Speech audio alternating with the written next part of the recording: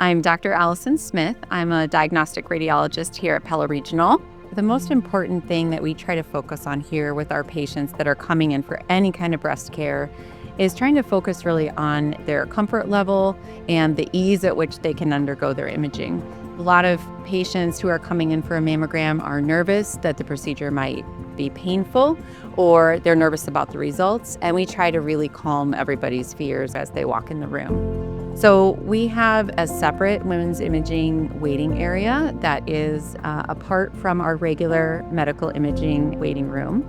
And generally, it's going to be staffed with a volunteer that helps to welcome our patients in, might give them or offer them a drink on the way in, and also hand them a warm robe or a gown to change into before their exam.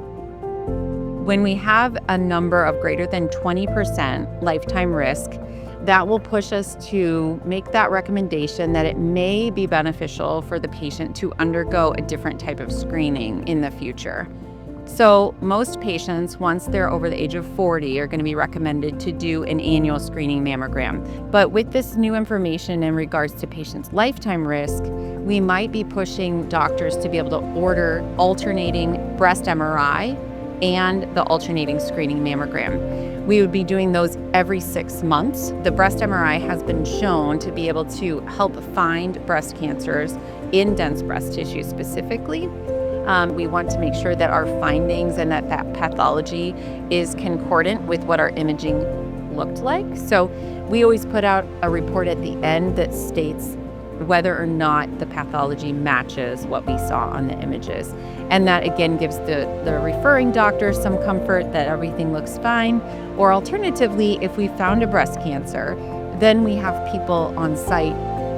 My name is Kim Pearson, and I am the breast nurse navigator at Pella Regional. I had been a labor delivery nurse here for many years, and I had gone through my own experience with breast cancer and was kind of looking to make some changes. It kind of makes you reprioritize your life. You start to ponder, what do I want my life to look like after this?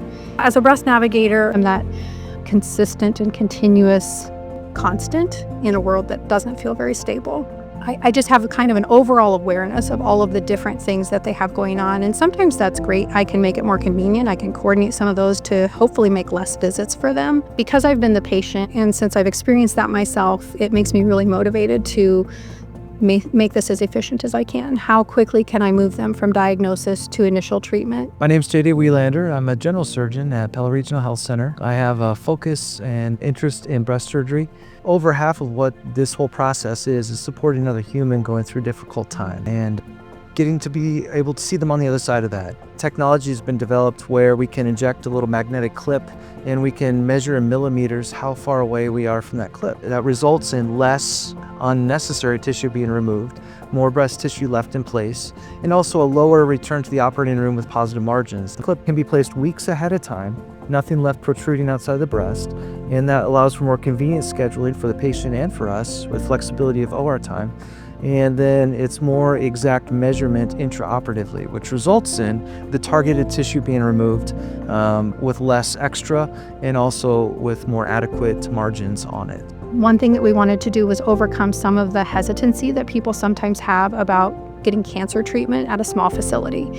We wanted to demonstrate credibility. We wanted to have evidence from an outside party that said these people are doing this the way that it should be done. They're meeting the standard of care. There's an organization called National Consortium of Breast Centers, and they have a program called the NQNBC, which is National Quality Measures for Breast Centers. We initially became certified in 2023, and it is an annual recertification. So each year I submit the data for review to make sure that we're still meeting those benchmarks. I think it's good for people to know that they really have all the options available here in Pella they would have in big places. The surgeries we do very well, and we have top-level outcomes with that go toe-to-toe with anyone else.